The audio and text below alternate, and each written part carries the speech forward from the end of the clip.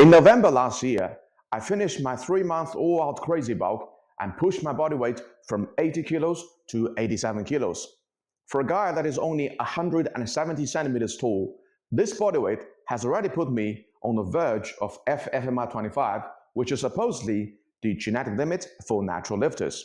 In the light of the all-out crazy bulk had completely exhausted my appetite, I did not think there is any chance for me to put on a substantial amount of muscle mass anymore. However, since the beginning of this May, my body weight has gone from 82 kilos in May to 85 kilos in June to 87 kilos in July to 89 kilos in the beginning of August to over 90 kilos in the mid-August to 91 kilos on the 22nd of August to 91.5 kilos by the end of August. As I'm recording this video right now, by the end of September 2025, my current body weight is over 92 kilos. This body weight has definitely pushed me over the FFMI 25 genetic limit and put me on the verge of FFMI 26. And this is just the beginning of my 5th year training. So, what are my secrets to achieving FFMI 26 naturally? And did I learn anything new that I did not know before? Well, here are the 10 lessons I want to share with you on my way from FFMI 25 to FFMI 26. Number 1, I switched to full body split training.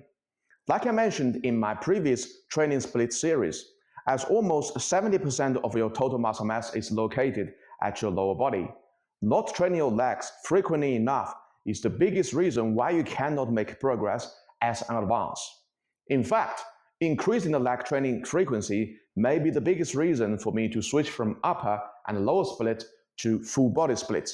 So, although I'm fully aware that the full body split is the least popular and the most misconstrued split out of all training splits, trust me, as a natural advanced lifter, this is the only way to maximize your muscle size because the majority of your muscle growth comes from your legs, and full body training is the only split that includes legs in every training session. Number 2, I further decreased my training frequency and further increased my session length. There was a time that I was training 5 to 6 times every week with a hybrid of push-pull legs and upper and lower split, and every session was about 75 minutes. That was the training structure for me, starting from intermediate stage until I had broken my own generic ceiling height, which is roughly from December 2022 to February 2023. And from a retrospective perspective, that was the period when I had to train the hardest, and why I keep saying the intermediate stage training is the most grueling stage. Ever since I broke the generic ceiling height and became an advanced, I decreased my training frequency to 4 times a week and increased the length of every session to about 90 minutes. And since I have switched to full body split in February 2025, I have further decreased the training frequency to 3 times a week and increased the length of every session to about 120 minutes. This training structure is equivalent to 6 times a week, 60 minutes every session in terms of time cost, but you get the extra benefit of 3 more rest days and at least 1 more time of leg training. And in the context of advanced hypertrophy, the benefit of this training structure, meaning more recovery time, more frequent leg training, just far outweighs any other downside. In fact, the only downside I see with running 120 minutes full body split 3 times a week is how to maintain your training quality throughout a lengthy session, which I'm going to address on the very next point. Number 3, intra-workout nutrition is very important. If you have seen some of my training clips, you would know that I always bring 2 bottles with me while I'm training. These 2 bottles are my intra-workout nutrition. And here, I'm going to play a clip from Cutler class when I first saw the discussion of intra-workout presented by Milos Sashev. Let me just ask you, so intra-workout, because I get a lot of questions about this. Do you really believe, and this will be great for our viewers on here, our listeners. Yes. Thank you for the opportunity. How important is intra-workout nutrition. Now, and shout out to Jim also, by the way. Yeah, we're going to come up soon with the intra-workout. So here is a perfect example. And Jay, you know so much about it. You have a supplement store and everything. And you're a bodybuilder forever and ever. What I keep saying, and people are listening, but they don't hear me. Okay? Right now we are doing nothing. 10% of the blood is in the muscle. Now when we train, chest, whatever, we're going to put 60, 70% of the blood exactly in this muscle. What are we going to do? Flies, presses, muscle contraction, opens up the cells, and cells are ready for the uptake of whatever is in the blood. Now, if in the blood is nothing, you're sending empty airplane to Los Angeles. Okay? What's the point? Or if you saturate with the passengers, I saturate the blood with all the pre-digested elemental nutrients that make a difference. They're anabolic, anti-catabolic, fat burning, performance enhancing, anything. So it's there in the blood. Now, if you trigger insulin release, either by eating carbs or taking my exogenous insulin, doesn't matter, insulin coming in the blood, okay, takes everything there is in the blood out to the first available cells and tissues. And for people that are against using insulin to your advantage, when it's blood is not in the muscle, then it's disadvantaged. It can do something damage. But when it's in a muscle, when you're contracting, then insulin is your best friend. So it's a great transport time, is what you're saying. It's nailing it in exactly where you want it. Okay. To be honest, I used to be agnostic to intra-workout nutrition.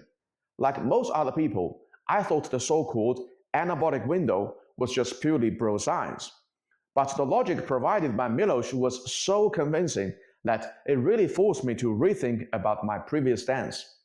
And a few months later, I saw John Meadows reference the importance of intra-workout nutrition again in his The John Meadows Story series, how it helped him recover faster, train harder, and grow more muscle even in his 40s. This time, I finally decided to give the intra-workout nutrition a try. And boy oh boy, let me tell you, the difference it has made on my muscle growth is truly mind-blowing. I have been using intra-workout nutrition since September 2023, and they're my secret sauce to keep getting bigger. And on the way from FFMI 25 to FFMI 26, intra-workout nutrition is crucial for me for maintaining the training quality. With the correct ingredients and the proper hydration, you can keep the pump throughout a lengthy 120 minutes training session. And once you eliminate this downside, the 3 times full body split every week is arguably the best option for every advanced lifter. That's why I call the full body split the advanced destination. Number 4, nutrition is key. This is a natural extension from the last point, but it's also the main strategy for the whole picture. It is not only just intra-workout nutrition that is very important. Your whole nutrition plan is key for muscle growth now. As I've mentioned in my Training Plateau series, your appetite is the very last plateau on your way to getting absolutely jacked. Ultimately, it is not how hard you can train in the gym. It is how much you can eat at home. At this stage of the game, bulking is inevitable, and you probably have to go on all-out crazy bulk to push for the size. And for those who worry about getting out of shape by bulking, don't worry. I will address this right on the next point. Number 5, I maintained my high cardiovascular fitness. One thing I have insisted on since the inception of this channel is that your cardiovascular fitness is crucial for muscle growth. On my way from FFMI 25 to FFMI 26, I have done at least 3 hours of dedicated cardio training on the elliptical every week and still maintain my cardiovascular fitness at about 1,000 calories per hour. Basically, my off day from the gym is the day on the elliptical, and the direct result is that my recovery has rarely troubled me. I was never seriously out of shape, and I was never entirely gassed out, despite my high rep and high volume style training. Trust me when I tell you this, the more jacked you get, the more fit you have to be. Not doing cardio is really killing your gains. Number 6, high reps are superior. If you ever watched some of my training clips, you would know that I do a lot of 20 plus reps in my training.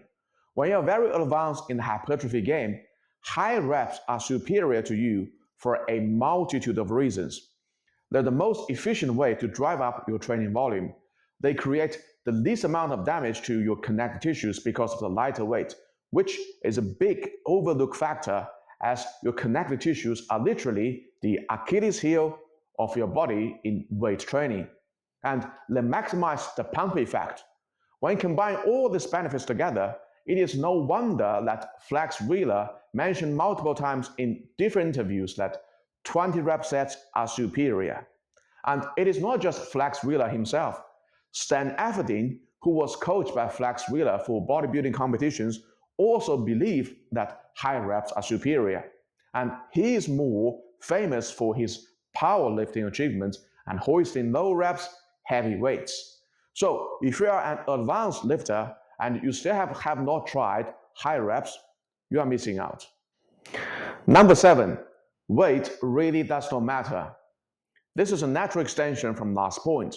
When you become a legitimately very advanced lifter, by my definition, with an FFMI higher than 24, then this statement is absolutely right. But instead of interpreting this statement literally, it is better to interpret this statement this way. How do I make the same weight feel heavier or harder for me so I can get the same amount of training stimulus from less weight? For example, I can use the V handle to cable roll the whole stack of 130 kilos for 12 reps, but I would only occasionally do this nowadays. Instead, what I would much prefer is to drop the weight to 60 kilos, switch the V handle to 2 independent D handles, really focus on the contraction of squeezing my back, slow down the eccentric part of the movement, and get the similar amount of training stimulus, but with much less fatigue. So, although it might be the most terrible advice you can give to everybody else because progressive overload is very important for muscle growth and it sounds positively like a brag, but when you are a legitimately advanced lifter, it's not about how much weight you can lift. It's all about how the muscle feels. Number 8, isolation exercises matter a lot to me now. To some extent, isolation exercises are like supplements. While they do not matter so much to beginners and intermediates, they matter a lot to an advanced lifter. And the good news is, even if you're an advanced lifter, there's still a long way for you to progressively overload your isolation exercises. For example, when I first started including hammer curls, I could only do 18 kilos at 25 reps. But after a few months of progressive overload, now I can do 26 kilos at 25 reps. And my brachialis and brachioradialis are significantly more developed than before. Other isolations that are hammered hard are side laterals, hamstring curls, and tricep pushdowns. Just like you cannot achieve optimum nutrition with only real foods, you cannot fully develop your physique with only compound movements. You need to supplement some isolation exercises to fill in the gaps between compound movements. Number 9, stimulate, don't annihilate. This is the Haney's training philosophy, and people used to laugh at this philosophy and criticize Lee Haney for not being hardcore enough. There was a time that I would go balls to the wall in every training session and always push the intensity to maximum by doing drop sets or even double drop sets. But I was an intermediate back then, and since I became an advanced, I have long shelved this kind of training style. Now most of my training sets are just straight sets, and I rarely push it to absolute failure, because I know if I max out my training intensity in one session, I would blow out my recovery and be unable to train for a few days. And that is a net negative for me. At this stage of the game, it is not about going all in to show who is the most hardcore. It is about doing just enough work to induce muscle growth in the most efficient way. So was Lee Haney wrong? Well, just like you have to become an advanced lifter first in order to understand weight does not matter. You have to become an advanced lifter first in order to understand the Haney's philosophy. And I can tell you, as an advanced lifter, he is absolutely right. Number 10, the biggest thing holding you back is your mind. Remember what Morpheus told Neo in Matrix before he made the impossible jump? Free your mind.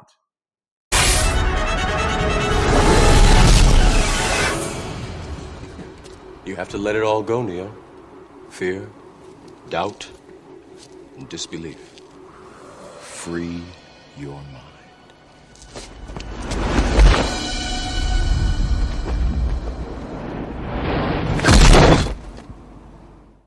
And that is perhaps the biggest lesson I've learned on my way from FFMI 25 to FFMI 26. The biggest thing that is holding you back is your mind. When I first started my training in August 2021, I was only dreaming of having a physique like Cristiano Ronaldo someday. There's just no way for me to think that I could achieve my current physique in 4 years' time. Yet here I am. In 4 years' time, I went from 64 kilos to 92 kilos and increased my FFMI from an average 19.2 to 26. And if you don't believe me, you can go back and check out my second series, Hacking into the Ultimate Hypertrophy Code, in which I have detailed my whole training journey from the very start. In fact, I will make it a habit of adding another episode to this series by the end of every year in future. So please expect another video in this December as an official summary of my 4th year training. But for now, all I want to say is that your mind is the biggest thing that is holding you back. It is actually very rare for you to see the true greatness in yourself, because what you can achieve in future may far surpass what your mind can conceive right now. So never underestimate yourself. Be brave, dream big, because where the mind goes, the body will follow. Lastly, guys, the 10 lessons I've learned from FFMI 25 to FFMI 26. Please like this video and subscribe to my channel. After this video, I'm going to call the stop of this round of all-out crazy bulk and start my fat loss phase. So please expect a much leaner version of me in the upcoming videos. Thank you for your support, and I will see you all in the next time. Peace out.